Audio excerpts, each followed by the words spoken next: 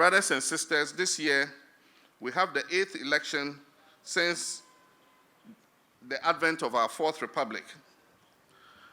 Never have we, in the history of this 4th Republic, experienced such a strange situation where 6 months to an election, we are all unsure what register we're going to use for the vote. It has never happened in the 4th Republic. Never have we, in the history of the 4th Republic, experienced a situation where large numbers of our population threaten to be disenfranchised because of the bungling inefficiency and perceived partiality of our once revered Electoral Commission.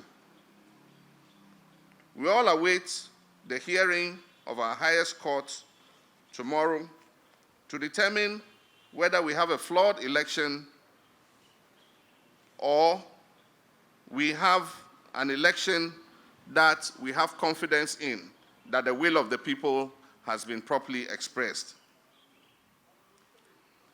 As a party, we have participated in every election in the 4th Republic, and we have a history of accepting results of elections whenever we have believed in the integrity of the poll. As leader of the NDC, I wish to serve notice that we shall do all our part to ensure that our country remains peaceful and that the electoral process proceeds smoothly. But, and a big but, let nobody assume that we will accept the results of a flawed election.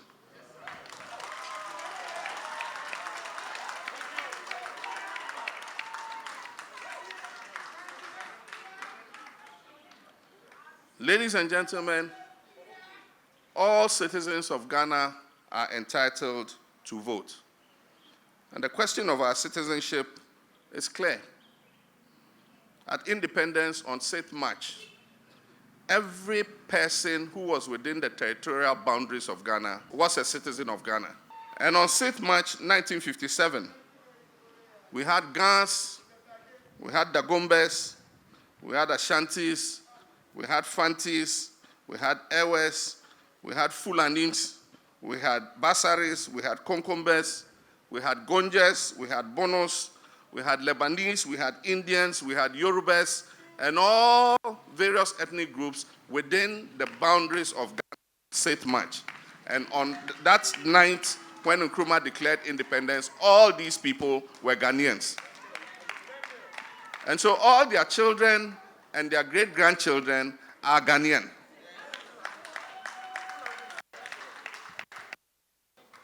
Ladies and gentlemen, it also says that every child born in Ghana is a Ghanaian citizen.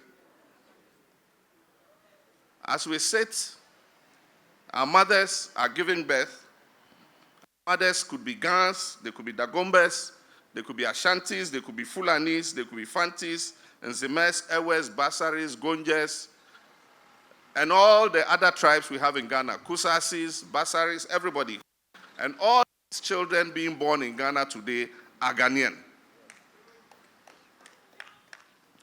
And so let nobody attempt to disenfranchise any of our ethnic groups on the basis of citizenship, because we are a diverse nation, but we are united in our diversity. Ladies and gentlemen, as I've said many times before, we're not in normal times.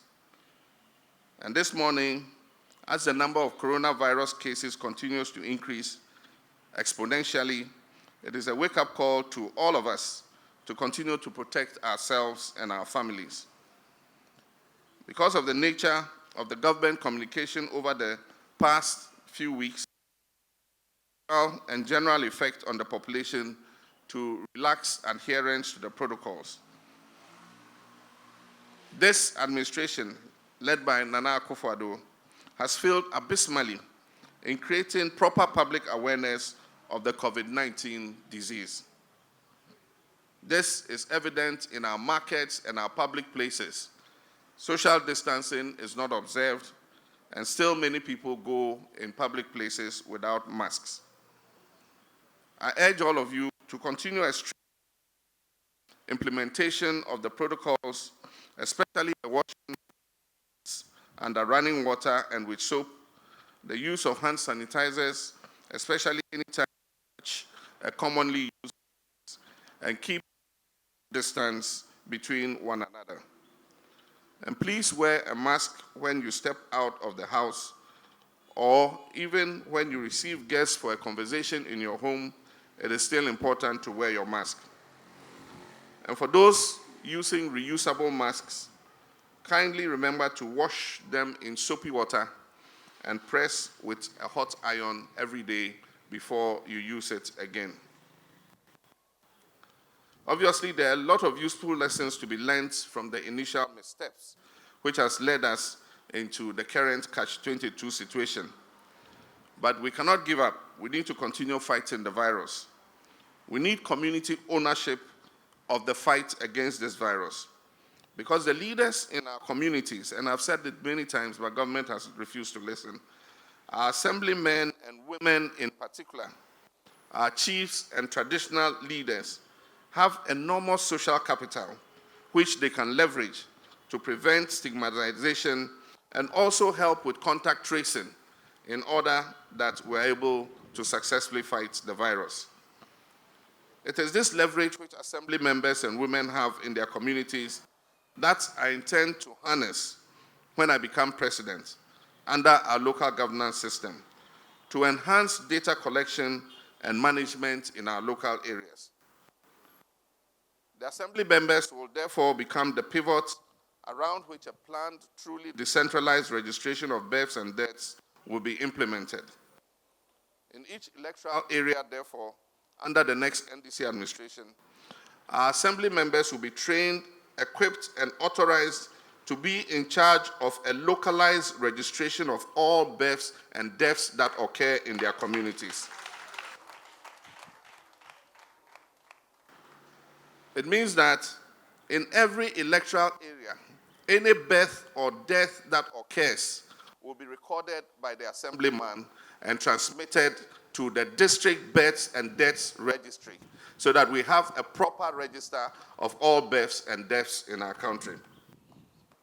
With this, we'll never miss any birth or death, and we'll have readily daily data of such occurrences and improve our national population register.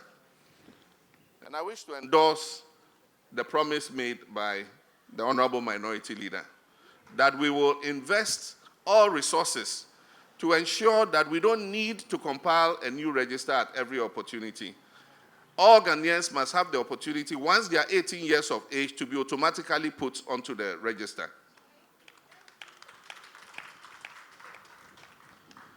Going forward, I also expect that we will continue the fight to truly make our assemblies and our local governance system the bedrock of our democracy. More resources must be sent to our district assemblies in order that they are able to take their destinies into their own hands. Under the current administration, the District Assembly's Common Fund has been reduced from 7.5% to 5%. And even there, most of that money is again taken away for other obligations that should have been carried by the central government.